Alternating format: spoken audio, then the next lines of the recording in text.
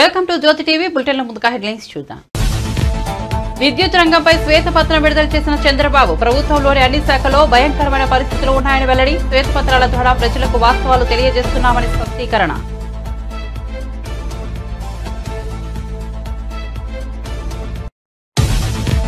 Kalwakurthy lift irrigation పనులను యుద్ధ ప్రాతిపదికన పూర్తి చేయాలని రేవంత్ రెడ్డి సూచన. క్షేత్రస్థాయిలో పరిశీలించి యాక్షన్ ప్లాన్ ను రూపొందించాలన్న రేవంత్ రెడ్డి.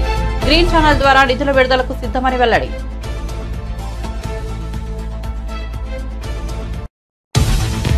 పార్టీ ఫిరాయింపులకు శ్రీకారం చుట్టిందే కాంగ్రెస్ అని కేటీఆర్ విమర్శ. ఫిరాయింపుల నిరోధక చట్టాన్ని కఠినతరం చేస్తామని గాలికి వదిలేసిందని ఆగ్రహం. దానం బీఆర్ఎస్ నుంచి ఎమ్మెల్యేగా గెలిచి కాంగ్రెస్ నుంచి ఎంపీగా పోటీ చేశారని వెల్లడి. బల్కంపేట ఎల్లమ్మ కళ్యాణ వేడుకలకు హాజరైన మంత్రి పొన్నం, మేయర్ విజయలక్ష్మి. మంత్రి లేని సమయంలో స్వల్ప తోపులాట, ఏర్పాట్లలో నిర్లక్ష్యంపై ఆగ్రహం. ప్రోటోకాల్ పాటించడం లేదని అలిగి ఆలయం బయటే కూర్చుండిపోయిన మంత్రి. అయితే తాను అలగలేదంటూ తాజాగా వివరణ. కాంగ్రెస్ పార్టీ అమలు చేయలేని ఎన్నో హామీలు ఇచ్చిందని కిషన్ రెడ్డి విమర్శ. కళ్యాణ లక్ష్మి, వృద్ధులకు పెన్షన్ వంటి హామీలను అమలు చేయలేదన్న కేంద్ర మంత్రి. ఆర్ఆర్ ట్యాక్స్ విధించి రాహుల్ గాంధీ పర్యటనలకు ఖర్చు చేస్తున్నారని ఆరోపణ. 10 ఏళ్లలో జరిగిన అభివృద్ధి జస్ట్ ట్రైలర్ అన్న మోదీ. రెండో రోజు రష్యాలో పర్యటిస్తున్న మోదీ. మాస్కోలో భారతీయులతో సమావేశం. దేశం మారుతోందని, ప్రపంచమంతా గర్విస్తోందని వెల్లడి.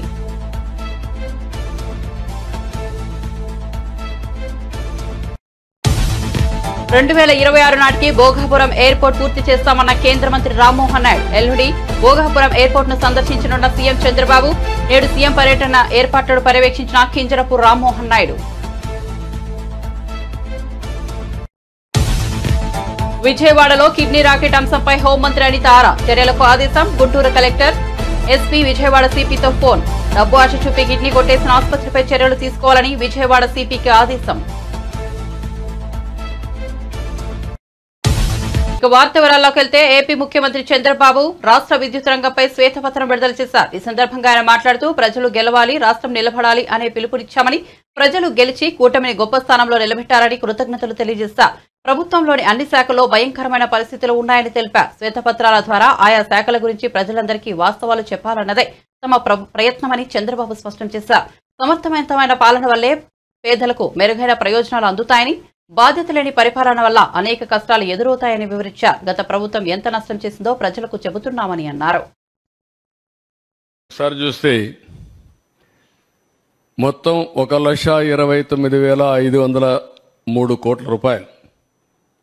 ఇంకొక పక్క 25 ఏళ్ళు అయితే 62,000 కోట్లు. ఇంకొక పక్క ఇన్వెస్టర్స్ కాన్ఫిడెన్స్ మొత్తం పోయింది. ఇప్పుడు ఏం చేయాలి? మొత్తం లేనిపోని అగ్రిమెంట్లు చేసి కూర్చున్నారు. ఇవన్నీ ఇప్పుడు మళ్ళీ ఎట్లా హ్యాండిల్ చేయాల్సిన అవసరం ఉంది. ఇప్పటి నుంచి సీరియస్గా ఆలోచిస్తున్నాం. పవర్ కట్స్ లేకుండా క్వాలిటీ పవర్ ఎట్టివ్వాలి, రిలయబుల్ ఎట్టివ్వాలి, అఫోర్డబుల్ రేట్స్ ఎట్ రావాలి. అదే సమయంలో ఎనర్జీ సెక్టర్ కూడా ర్యాపిడ్గా ట్రాన్స్ఫార్మ్ అవుతా ఉంది. చాలా మార్పులు చేర్పులు వస్తున్నాయి, ఊహించిన పరిణామాలు వస్తున్నాయి. ఇవన్నీ కూడా అధ్యయనం చేసుకుని ఏదైతే ఒకప్పుడు 1.0 నేనే పవర్ సెక్టర్ రిఫార్మ్ తీసుకొచ్చాం, సెకండ్ పవర్ సెక్టర్ రిఫార్మ్స్ 2.0 తీసుకొచ్చాం, ఇప్పుడు 3.0 పవర్ సెక్టర్ రిఫార్మ్స్ ఎట్లా ట్రాన్స్ఫార్మ్ చేయాలనో, ఈ సెక్టర్ని ఎట్లా రివైవ్ చేయాలి, రీస్ట్రక్చర్ చేయాలి, రీబిల్డ్ చేయాలి. ఈ మూడు కూడా చేయాల్సిన అవసరం ఉంది. దానికోసం ఆలోచిస్తున్నాం. ఇది బిగ్గెస్ట్ ఎక్సర్సైజ్. నేను అందుకే చాలాసార్లు మీకు చెప్పాను, నా లైఫ్లో ఇలాంటి వ్యవస్థలు విధ్వంసమైన సందర్భం ఎప్పుడూ చూడలేదు. 4వసారి నేను ముఖ్యమంత్రి. 4వసారి ముఖ్యమంత్రి అయిన తర్వాత ఈ సెక్టరే ఒక ఎగ్జాంపుల్. 2014లో 22.5 మిలియన్ యూనిట్లు కరెంటు కొరతుంది. దాన్ని 3 నెలలు అధిగమించాను. అక్కడి నుంచి రిఫార్మ్ తీసుకొచ్చి రేట్లు పెంచకుండా నాణ్యమైన కరెంట్ ఇచ్చాం. అంత మునుపు 94-95 దేశమంతా ఉంది ఆ సమస్య, నాకొక్కడికే కాదు. అప్పుడే పవర్ సెక్టర్ రిఫార్మ్స్ తీసుకొచ్చాం. 2004 కంతా పవర్ సర్ప్లస్ అచీవ్ చేశాం. ఈరోజు పరిస్థితి ఏంటంటే అప్పులు కట్టాలి, మళ్ళీ ఈ వ్యవస్థను ఘాట్లో పెట్టాలి, మళ్ళీ పేదవాళ్ళ ప్రజలకు ఏదైతే హామీ ఇచ్చామో ఆ రిఫార్మ్ తీసుకొచ్చి భారం లేకుండా చేయాల్సిన బాధ్యత ఉంది. ఒక పక్క చూస్తే మోయలేనంత భారం, ఇంకొక పక్క చూస్తే మా మీద ఎక్కడ లేని అభిమానం. ఈ రెండు ఏ విధంగా ఆలోచించడమే కాకుండా ఏ విధంగా రివ్యూ చేయాలనో ప్రజలందరి సజెషన్స్ తీసుకుంటాం, ఆలోచనలు తీసుకుంటాం. ఎంత తొందరగా వీలైతే అంత తొందరగా ఈ వ్యవస్థని ఘాట్లో పెట్టడానికి ఎన్ని ప్రయత్నాలుంటే అన్ని ప్రయత్నాలు చేస్తాం. Very tight rope. ఒక పక్క ఇన్వెస్టర్స్ అన్నీ నేను క్యాన్సిల్ చేస్తే వాళ్ళు కోర్టు పోయి మళ్ళా తీసుకొస్తే ఇప్పుడు నేను కరెంటు వాడకుండా మళ్ళా వాళ్లకు నేను ఫిక్స్డ్ ఛార్జెస్ పే చేయాల్సి వస్తుంది. అవి ఏమున్నాయి, అగ్రిమెంట్ సెట్ చేశారు. ఇవన్నీ కూడా ఎగ్జామిన్ చేసి ఇంకా డెప్త్కు పోవాల్సిన అవసరం ఉంది. ప్రైమరీగా నేను ఇస్తానన్న వైట్ పేపర్స్లో ఇది ఒక ముఖ్యమైన వైట్ పేపర్. ఇది వైటల్ కూడా. పవర్ సెక్టర్ అనేది చాలా ముఖ్యం. ఎందుకంటే ఇంకా రాబోయే రోజుల్లో ఆల్ వెహికల్స్ అన్నీ కూడా ఎలక్ట్రికల్ వెహికల్స్ వచ్చేస్తాయి. ఎవ్రీవేర్ సోలార్ విండ్ వస్తుంది. ఇంకా మనం ముందుకు పోతే హైబ్రిడ్ మోడల్లో కానీ తయారు చేసుకోగలిగితే టోటల్గా కాస్ట్ కూడా తగ్గించే అవకాశం వస్తుంది. కల్వకుర్తి లిఫ్ట్ ఇరిగేషన్ పై అధికారులకు ముఖ్యమంత్రి రేవంత్ రెడ్డి కీలక ఆదేశాలు జారీ చేశారు. మహబూబ్ నగర్ కలెక్టరేట్ లో ఆయన అధికారులు ప్రజాప్రతినిధులతో సమీక్ష నిర్వహించారు. ఈ సందర్భంగా మాట్లాడుతూ కల్వకుర్తి లిఫ్ట్ ఇరిగేషన్ పనులను యుద్ధ ప్రాతిపదికన పూర్తి చేయాలని సూచించారు. క్షేత్రస్థాయిలో పరిశీలించి యాక్షన్ ప్లాన్ రూపొందించాలన్నారు. గ్రీన్ ఛానల్ ద్వారా నిధుల విడుదలకు ప్రభుత్వం సిద్ధంగా ఉందని తెలిపారు. ప్రతి నెలా ప్రాజెక్టు పనుల్లో పురోగతిపై సమీక్ష నిర్వహించాలన్నారు. విజయవాడలోని ఓ ప్రైవేట్ ఆసుపత్రిలో కిడ్నీ రాకెట్ అంశంపై హోంమంత్రి అనిత ఆగ్రహం వ్యక్తం చేశారు. ఆ విషయంపై ఆరా తీసిన మంత్రి గుంటూరు కలెక్టర్, ఎస్పీ, విజయవాడ సిపితో ఫోన్లో మాట్లాడారు. డబ్బు ఆశ చూపి కిడ్నీ కొట్టేసిన ఆసుపత్రిపై చర్యలు తీసుకోవాలని విజయవాడ సిపిని ఆదేశించారు. ఇలాంటి ఘటనలపై నిఘా పెట్టాలని, పునరావృతం కాకుండా చూడాలని కోరారు. బాధితుడు గార్లపాటి మధుబాబు ఫిర్యాదుపై హోంమంత్రి ఆదేశాలతో పోలీసులు విచారణ చేపట్టారు. తెలంగాణ ముఖ్యమంత్రి రేవంత్ రెడ్డి బీఆర్ఎస్ ఎమ్మెల్యేల ఇళ్లకు వెళ్లి మరీ కాంగ్రెస్ కండువాలు కప్పుతున్నారని బీఆర్ఎస్ వర్కింగ్ ప్రెసిడెంట్ కేటీఆర్ విమర్శించారు. పార్టీ ఫిరాయింపులపై మాజీ మంత్రి హరీష్ రావు, ఎంపీలు సురేష్ రెడ్డి, దీవకొండ దామోదర్ రావు, వద్దిరాజు రవిచంద్రతో కలిసి కేటీఆర్ ఢిల్లీలో మీడియాతో మాట్లాడారు. పార్టీ ఫిరాయింపులకు శ్రీకారం చుట్టిందే కాంగ్రెస్ అన్నారు. ఫిరాయింపుల నిరోధక చట్టం మరింత కఠినతరం చేస్తామన్న కాంగ్రెస్ దానిని గాలికి వదిలేసి ద్వంద్వ ప్రమాణాలు పాటిస్తోందని విమర్శించారు. సుప్రీంకోర్టు 3 జడ్జ్ బెంచ్ చెప్పింది, 5 జడ్జిల బెంచ్ కూడా చెప్పింది. ఇవాళ మేము అనేది ఏంటంటే ఆయారాం గయారాం నుండి పోచారం దాకా వచ్చింది కథ. మరి ఇంకా తెలంగాణ ప్రజలు తేల్చాలి ఇప్పుడు. ఎందుకంటే మీరు చేయలేదా అని అడిగారు కృష్ణారావు గారు. నేనేం చెప్పాను ఆయనకి, విలీనానికి పార్టీ ఫిరాయింపుకి తేడా మనం తెలుసుకోవాలి. విలీనం అంటే 3/2 మంది కనుక ఒప్పుకుంటే అది విలీనం, అది చట్టబద్ధం, దానిలో ఎవరైనా చేయలేరు. కానీ నేను అనేది ఏంటంటే ఇప్పుడు ఇక్కడ జరుగుతున్నది ఏంటి, 38 మంది ఎమ్మెల్యేలు, 7 ఎమ్మెల్యేలు ఎవరి పార్టీకి వారు ఎప్పటికప్పుడు మారారు. అందులో ఒక ఆయన మా పార్టీ టికెట్ మీద ఎమ్మెల్యేగా గెలిచి ఇవాళ ఎంపీగా పోటీ చేశారు కాంగ్రెస్ టికెట్ నుంచి. కాబట్టి ఇంతకంటే ఓపెన్ అండ్ షట్ కేసు ఏమి ఉండదు. తెలంగాణ ముఖ్యమంత్రి గారి మనసులో ఏమున్నా, రాహుల్ గాంధీ గారు ఎన్ని ఆశీర్వాదాలు ఇచ్చినా వాస్తవం ఏంటంటే ఇది చట్టసమ్మతం కాదు, చట్టబద్ధం కాదు, రాజ్యాంగబద్ధం అంతకంటే కాదు. కాబట్టి మేము ఢిల్లీలోనే కొట్లాడతాం. ఏ రాహుల్ గాంధీ గారు అయితే రాజ్యాంగాన్ని పట్టుకుని పోజులు కొడతారో ఆయన కూడా రాజ్యాంగం కాపీ పంపిస్తాం. పంపించి ఆయన కూడా చెప్తాం చదువుకోండి బాబు అప్పుడప్పుడు. నేను అనట్లేదు రాజ్యాంగబద్ధం కాకపోతే తెలుసుకోండి. 10th షెడ్యూల్ చదవండి. 10th షెడ్యూల్ చదవండి.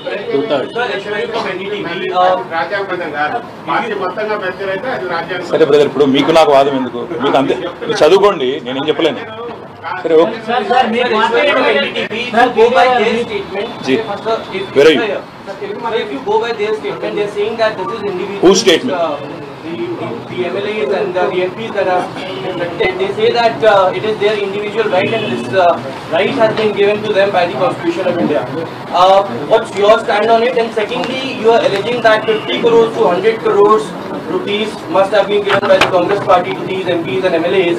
Will you demand a thorough investigation into this case? Brother, I don't think you followed what I said. I said that Siddaramaiah ji जो कर्नाटका के मुख्यमंत्री, उन्होंने स्वयं कहा कि उनके एमएलएस को आज 50-50 करोड़ देके बीजेपी खरीद रही है. मैं इसलिए सिद्धरामैया जी से, राहुल जी से, खड़गे जी से पूछ रहा हूं कि अगर कर्नाटक में अगर दाम जो है वहां की रेट जो है अगर 50 करोड़ है, तेलंगाना में कितना दे रही है कांग्रेस? ये मैं पूछ रहा हूं. कर्नाटक में एक नीति, यहाँ पे दूसरे जगह कोई और नीति नहीं होगी. आप जैसा आपने कहा, एक सिद्धरामैया जी का कहना है, मेरा नहीं, आप देख लो। और दूसरी बात, एमएलए का कोई राइट, इंडिविजुअल राइट नहीं होता brother. You are bound by constitution, you are bound by your party law. MLA का अपना खुद का कोई ओपिनियन या उसका खुद का कोई मन नहीं होता, इसलिए तो एंटी डिफेक्शन लॉ आया इंडिया में 1985 में। 2/3 अगर मिलता है तो मर्जर होता है वो लेजिस्लेचर का। इस हद तक कानून साफ है, उसके बारे में भी काफी सारे जजमेंट है। I can give you a copy to read. All I am saying, of course we'll go to Election Commission of India, we'll approach Supreme Court, we'll meet Lok Sabha speaker, we'll meet Rajya Sabha chairman, we'll also meet President of India.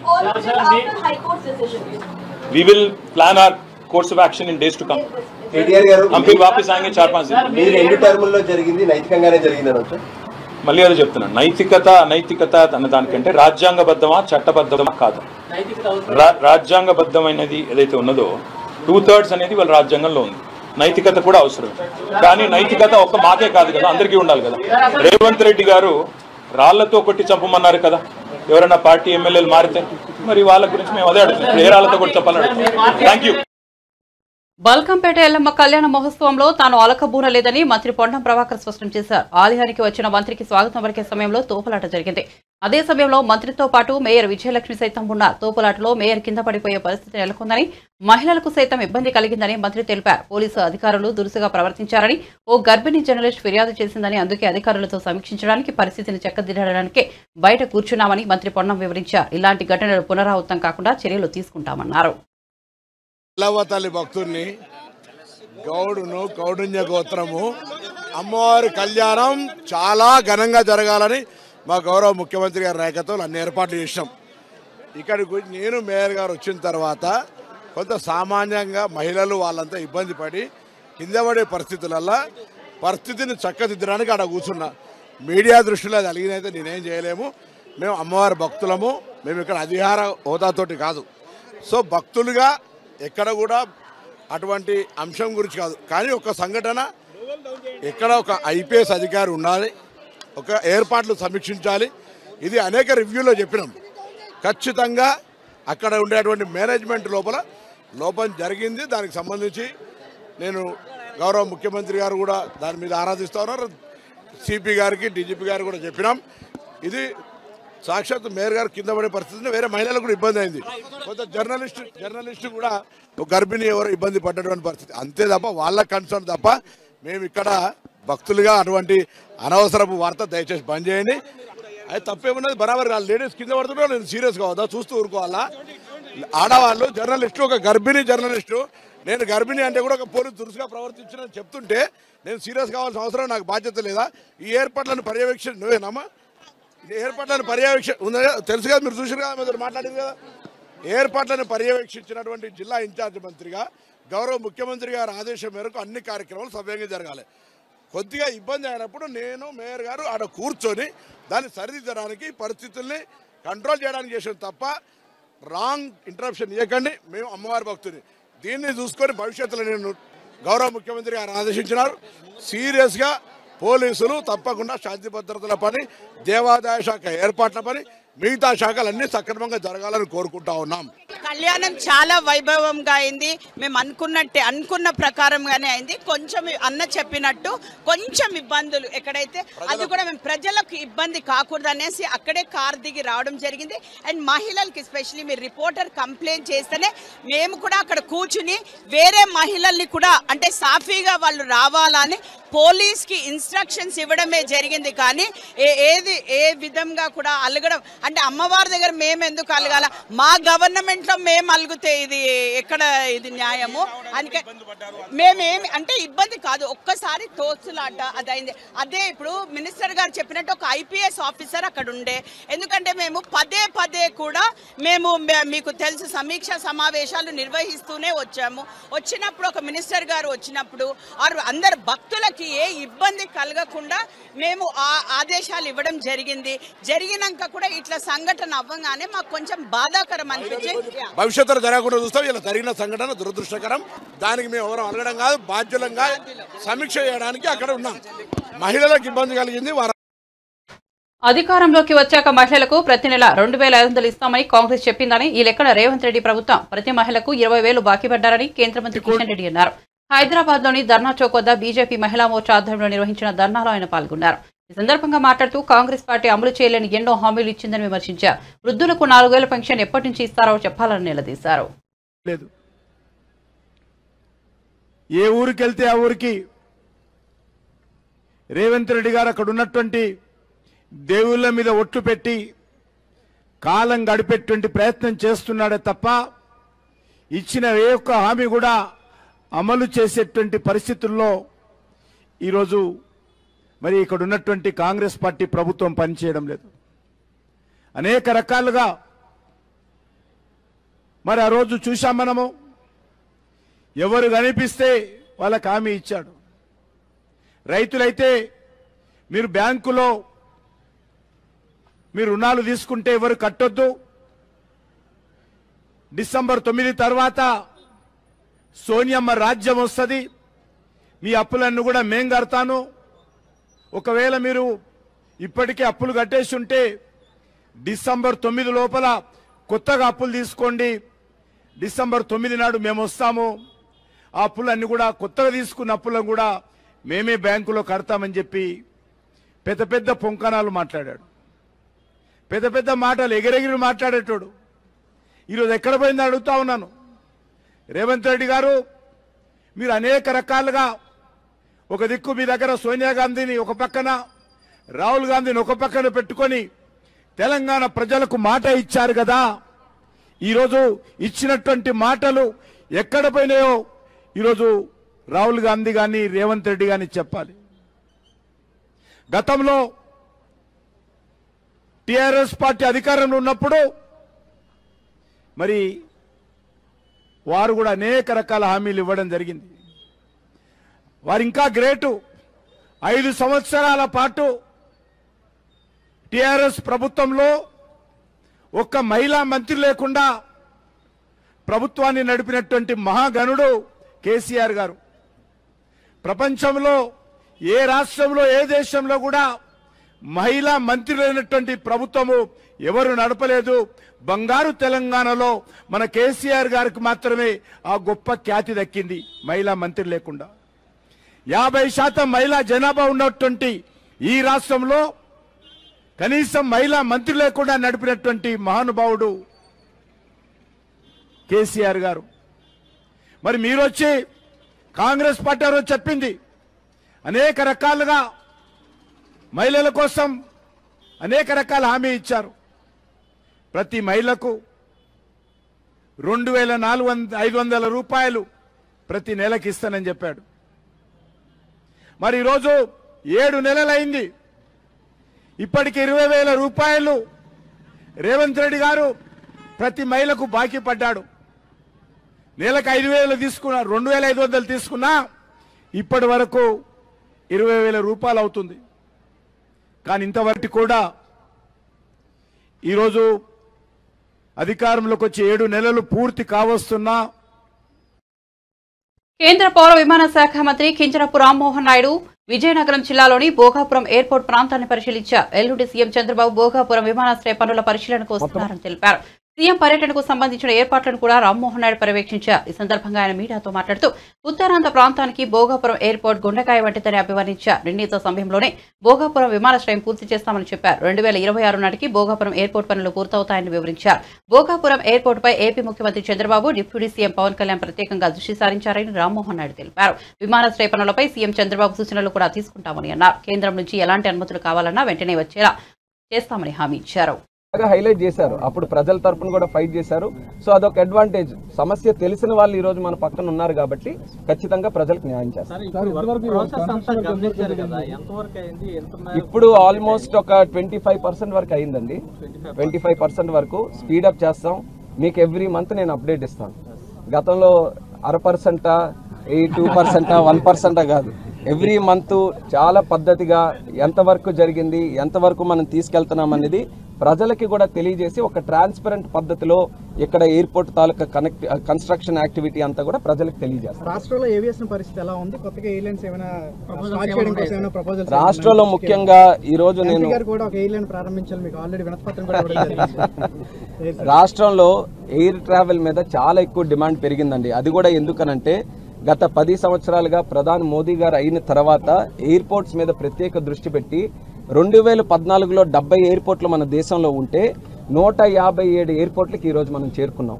ఇంకో 30 ఎయిర్పోర్ట్లు under కన్స్ట్రక్షన్లో ఈరోజు ఉన్నాయి. అంటే ప్రతి remote ఏరియాల్లో కూడా సుమారు 200-300 కిలోమీటర్లకి భారతదేశంలో ఒక ఎయిర్పోర్ట్ ఎస్టాబ్లిష్ చేసే పద్ధతిలో కేంద్ర ప్రభుత్వం ఈరోజు అడుగులు ముందుకేస్తుంది. కానీ ప్రాబ్లం ఎక్కడొస్తుందనంటే మనకి కావాల్సినంత డిమాండ్ ఉన్నటువంటి ఎయిర్ క్రాఫ్ట్స్ ఈరోజు దేశంలో లేవు. అక్కడక్కడ కొన్ని ఎయిర్ క్రాఫ్ట్స్ ఇంజిన్ ప్రాబ్లం వల్ల సుమారు 110 ఎయిర్ప్లేన్స్ ఈరోజు ఆగిపోయి ఉన్నాయి. సో అవన్నీ కూడా మళ్ళీ మనం తీసుకొని రావాలి. అలాగే ఇప్పుడు సోదరులు చెప్పినట్టు ఇంకా అడిషనల్గా కానీ ఎయిర్ క్రాఫ్ట్స్ మనం తీసుకొని రాగలిగితే మన దేశంలో ఎయిర్ ట్రావెల్ని మరింత ఇంప్రూవ్ చేయొచ్చు. ఇప్పుడు ప్రధానంగా గతంలో మీరు చూసేవారు, నేను కూడా ఎంపీగా 10 సంవత్సరాలు పనిచేశాను. నేను ఎంపీగా ఉన్నంతకాలం కూడా నేను రైల్వే మినిస్టర్ దగ్గరికి వెళ్ళి నేను ప్రయత్నం చేసేవాడిని, ఏంటి మా శ్రీకాకుళం నుంచి ఇంకో ట్రైన్ స్టార్ట్ చేయండి, లేకపోతే స్టాపేజెస్ ఇవ్వండి, ఈ ట్రైన్ కానీ ఆ ట్రైన్ కానీ. ఇప్పుడు నేను మంత్రి అయిన తర్వాత చూస్తున్నాను, మాకు స్పీకర్ దగ్గర నుంచి ఓం బిర్లా గారి దగ్గర నుంచి 545 మంది ఎంపీలు ఎవరైతే ఉన్నారో అందరూ కూడా అపాయింట్మెంట్లు తీసుకొని వస్తున్నారు. మాకు ఎయిర్పోర్ట్ కావాలండి, లేకపోతే మాకు కొత్త ఫ్లైట్ కావాలండి, మాకు ఢిల్లీకి కానీ వారణాసికి కానీ లేకపోతే చెన్నైకి కానీ ఇలా కనెక్టివిటీ కావాలి. అంటే ఒక రైల్వేస్ దగ్గర నుంచి ప్రధాన ట్రావెల్ మోడ్ నుంచి ఈరోజు ఎయిర్వేస్కి ఏ రకంగా మూవ్ అయ్యామనేది ఒక ఇండికేషన్. అది అందరికీ కూడా అలవాటు అయిపోయింది. ఇప్పుడు ఎయిర్ ట్రావెల్ కూడా అందరూ కూడా చాలా ఈజీగా కన్సిడర్ చేస్తున్నారు. ఫ్లైట్ టికెట్స్ ఫోన్లలోనే తీసుకొని ఇమీడియట్గా ట్రావెల్ చేయగలుగుతున్నారు. కాబట్టి నా వంతుగా నేను చేసే ప్రయత్నం ఏంటంటే అడిషనల్గా ఎయిర్ క్రాఫ్ట్స్ కానీ ఎయిర్లైన్స్ వాళ్ళని మన దేశానికి మన కంట్రీలో కూడా డెవలప్ చేసుకొని ఎక్కడైతే కనెక్టివిటీ ఎక్కువ కావాలని డిమాండ్స్ ఉన్నాయో వాటి మీద ప్రత్యేక దృష్టి పెట్టాలని నేను కూడా ఆలోచిస్తున్నాను. లాస్ట్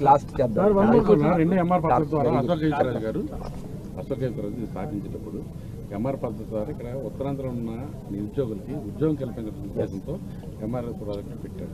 అంటే ఇక్కడే మెయింటెనెన్స్ కానీ మిగతావన్నీ అవి కాదు ప్రభుత్వం ఆపింది. మళ్ళీ దాన్ని మీరు అది ఎన్షూర్ చేస్తామండి. ఇప్పుడు మా ఐడియా అంతా కూడా దీని తాలూకా ఎక్సెసివ్ బెనిఫిట్ మన ఉత్తరాంధ్ర ప్రజలకే రావాలని, ఎక్కడైనా అన్యాయం జరుగుతుందంటే నేనే ఫస్ట్ నిల్చుంటాను, మన వాళ్ళకి బెనిఫిట్ జరిగే విధంగా నేను చేస్తాను. అది ఉద్యోగాల్లో కానీ లేకపోతే ఇంకా అడిషనల్గా ఏదున్నా సరే ఖచ్చితంగా ఆ ప్రాసెస్ని ఆ మైండ్ సెట్తోనే మేము ముందుకెళ్తాం. అలాగే ఇంకో ఇంపార్టెంట్ పాయింట్ మనం మర్చిపోయింది ఏంటంటే కార్గో ఫెసిలిటీ కూడా సుమారు 50,000 మెట్రిక్ టన్నులకి సరిపడేటటువంటి కార్గో ఫెసిలిటీ మనం ఫేజ్ 1లో ఈ ఎయిర్పోర్ట్తో ఎప్పుడైతే 10 ఏళ్లలో జరిగిన అభివృద్ధి జస్ట్ ట్రైలర్ మాత్రమే అన్నారు ప్రధాని మోదీ. రెండో రోజు రష్యాలో పర్యటిస్తున్న మోదీ మాస్కోలో భారతీయులను ఉద్దేశించి మాట్లాడారు.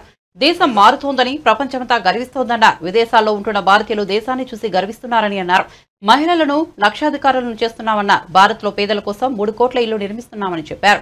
భారత్ G20 సదస్సును సమర్థవంతంగా నిర్వహిస్తుందన్నారు మోదీ. కోవిడ్ సంక్షోభాన్ని సమర్థవంతంగా ఎదుర్కొన్నామని చెప్పారు. భారత్ ను ప్రపంచంలోనే బలమైన ఆర్థిక వ్యవస్థగా మార్చామన్నారు. ప్రపంచంలోనే అతిపెద్ద హెల్త్ ఇన్సూరెన్స్ స్కీమ్ ను అమలు చేస్తున్నామని తెలిపారు. 2024 ముందు దేశం నిరాశతో ఉండేది, ఇప్పుడు ఆత్మవిశ్వాసంతో నిండి ఉందన్నారు మోదీ. के पावर का एहसास होता है, उनको लगता है देश बदल रहा है. आज जब भारत डिजिटल पेमेंट्स के नए रिकॉर्ड बना रहा है, आज जब भारत L1 पॉइंट से सूरज की परिक्रमा पूरी करता है, आज जब भारत दुनिया का सबसे ऊंचा रेलवे ब्रिज बनाता है, आज जब दुनिया की सबसे ऊंची स्टैच्यू बनाता है, तो दुनिया कहती है वाकई भारत बदल रहा है.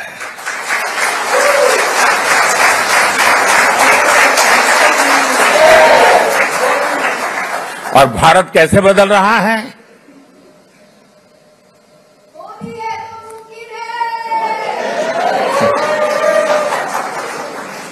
कैसे बदल रहा है?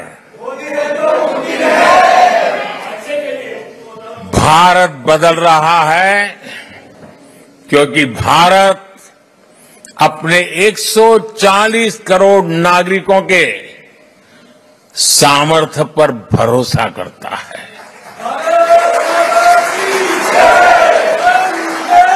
विश्व भर में फैले हुए भारतीयों का सामर्थ्य पर भरोसा करता है, गर्व करता है. भारत बदल रहा है क्योंकि 140 करोड़ भारतीय अब भारत को विकसित देश बनाने का सपना संकल्प लेकर के पूरा करना चाहते हैं। इसके लिए आप दिन रात मेहनत करते हो। हिंदुस्तान पूरा मेहनत कर रहा है, हर किसान कर रहा है, हर नौजवान कर रहा है, हर गरीब कर रहा है।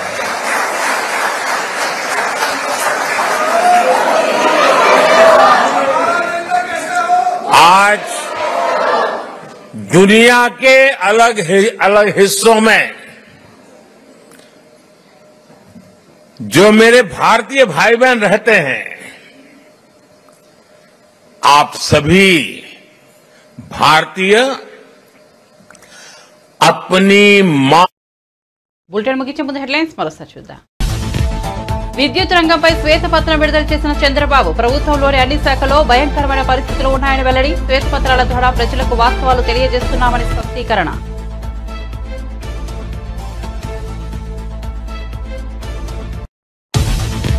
కల్వకుర్తి లిఫ్ట్ ఇరిగేషన్ పనులను యుద్ధ ప్రాతిపదికన పూర్తి చేయాలని రేవంత్ రెడ్డి సూచన. క్షేత్రస్థాయిలో పరిశీలించి యాక్షన్ ప్లాన్ ను రూపొందించాలన్న రేవంత్ రెడ్డి.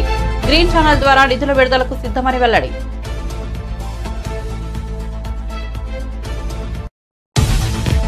పార్టీ ఫిరాయింపులకు శ్రీకారం చుట్టిందే కాంగ్రెస్ అని కేటీఆర్ విమర్శ. ఫిరాయింపుల నిరోధక చట్టాన్ని కఠినతరం చేస్తామని గాలికి వదిలేసిందని ఆగ్రహం. దానం బీఆర్ఎస్ నుంచి ఎమ్మెల్యేగా గెలిచి కాంగ్రెస్ నుంచి ఎంపీగా పోటీ చేశారని వెల్లడి. బల్కంపేట ఎల్లమ్మ కళ్యాణ వేడుకలకు హాజరైన మంత్రి పొన్నం, మేయర్ విజయలక్ష్మి. మంత్రి లేని సమయంలో స్వల్ప తోపులాట, ఏర్పాట్లలో నిర్లక్ష్యంపై ఆగ్రహం. ప్రోటోకాల్ పాటించడం లేదని అలిగి ఆలయం బయటే కూర్చుండిపోయిన మంత్రి. అయితే తాను అలగలేదంటూ తాజాగా వివరణ. కాంగ్రెస్ పార్టీ అమలు చేయలేని ఎన్నో హామీలు ఇచ్చిందని కిషన్ రెడ్డి విమర్శ. కళ్యాణ లక్ష్మి, వృద్ధులకు పెన్షన్ వంటి హామీలను అమలు చేయలేదన్న కేంద్ర మంత్రి. ఆర్ఆర్ ట్యాక్స్ విధించి రాహుల్ గాంధీ పర్యటనలకు ఖర్చు చేస్తున్నారని ఆరోపణ. 10 ఏళ్లలో జరిగిన అభివృద్ధి జస్ట్ ట్రైలర్ అన్న మోదీ. రెండో రోజు రష్యాలో పర్యటిస్తున్న మోదీ. మాస్కోలో భారతీయులతో సమావేశం. దేశం మారుతోందని, ప్రపంచమంతా గర్విస్తోందని వెల్లడి.